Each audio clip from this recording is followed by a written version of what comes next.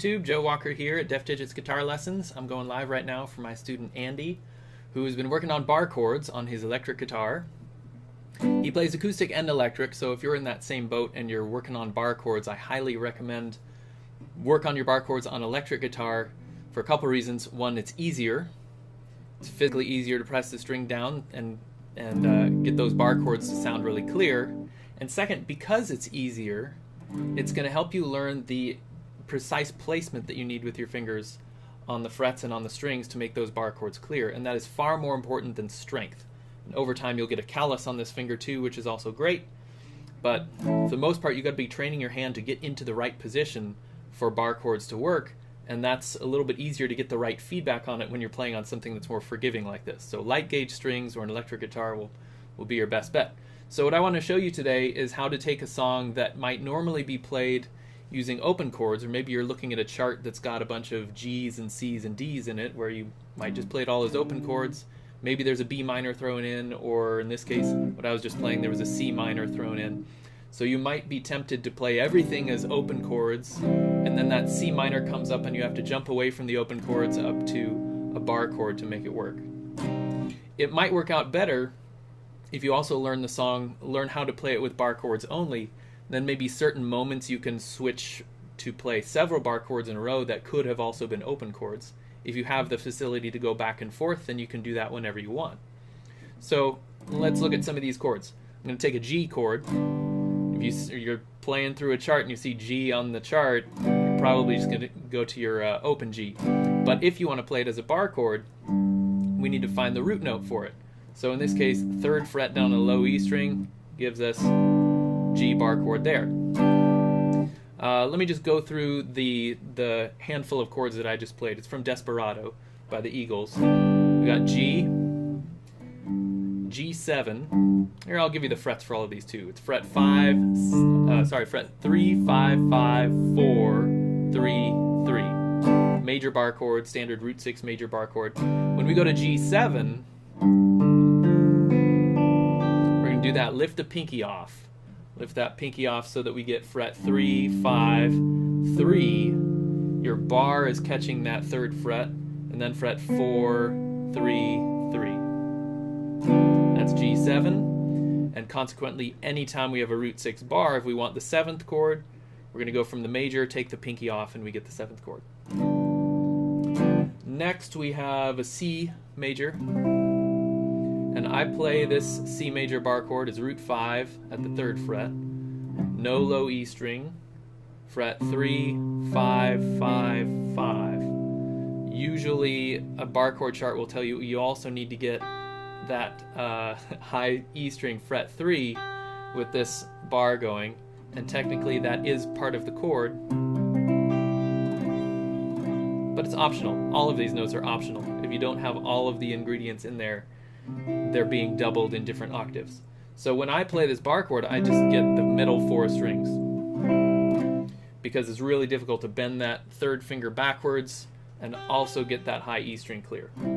So when I use this, I'm either going to go middle 4 strings, or I'll move my ring finger over just a little bit and get the top 4 strings.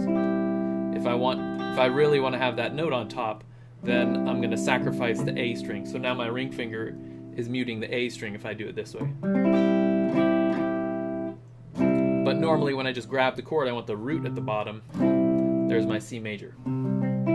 C minor, just go to your standard root 5 minor shape, fret 3, 5, 5, 4, 3. Sorry, that started with a muted low E string.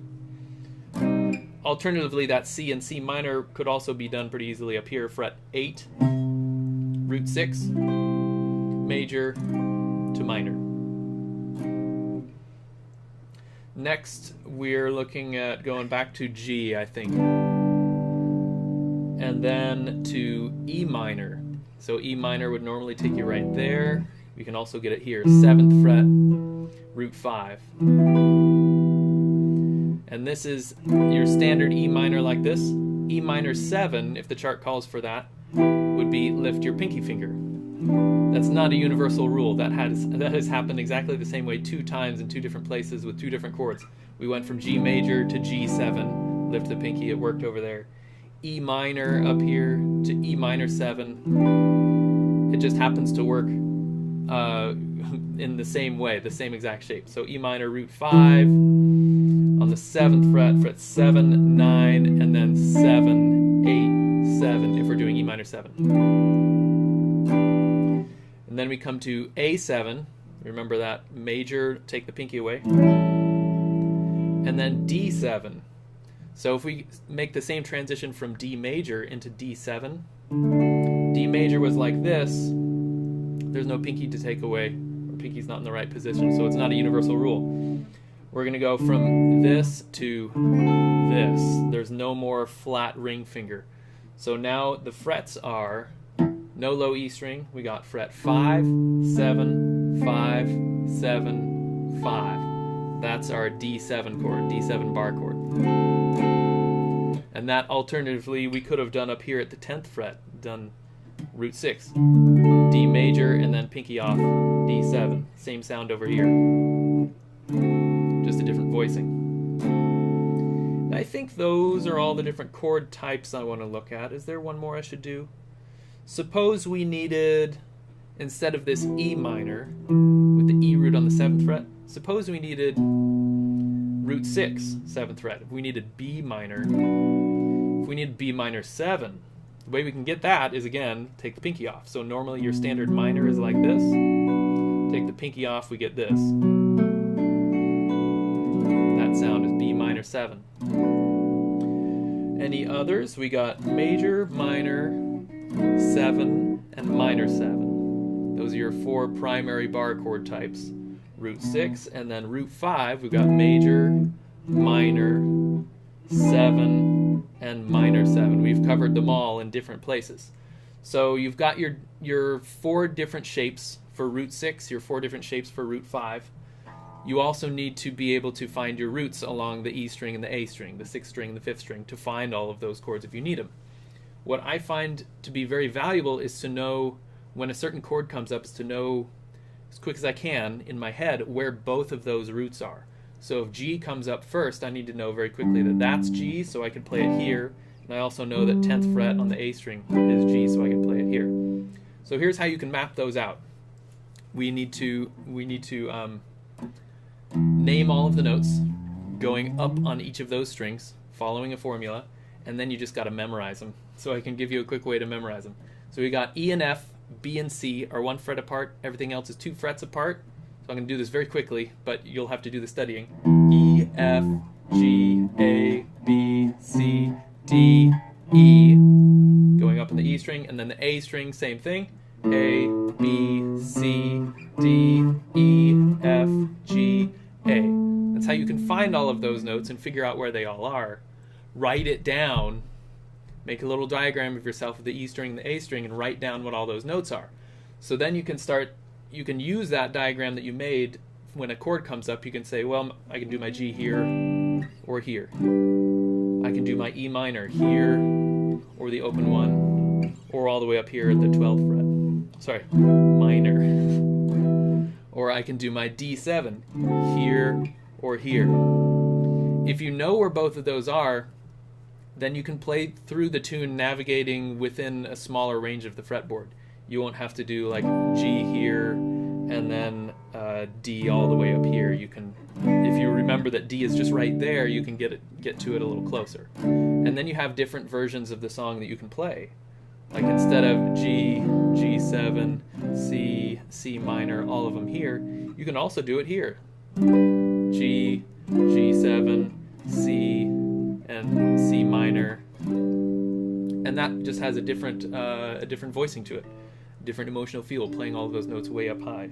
And then if you've got the fret access, we can have a third place to do it up here: G, G7, C, C minor, and that sounds almost like like baby chimes or something, like a lullaby. So once you've got those 2 strings mapped out, the E string and the A string, if you want to get better at memorizing those notes, one of the best things you can do is just take yourself through the alphabet and find both of them on the 2 different strings. So you take it a little bit out of context. Your easy context is just going up the strings, going E, F, G, A, B, C, D, E, like that. That's the easy way to do it, but that's the first way you have to start. Next is just go through the alphabet. Find A on both strings. A. And then find B on both strings. B. Find C on both strings. C. D, E, F, G, A, B, C, D, E. And try to do that quickly so that you can pair those two in your mind. When a C comes up, you know them both. When a D comes up, you know them both, etc., all the way through. I think that's all I've got to teach for you today. Hope that gives you plenty to work on. Thank you for watching.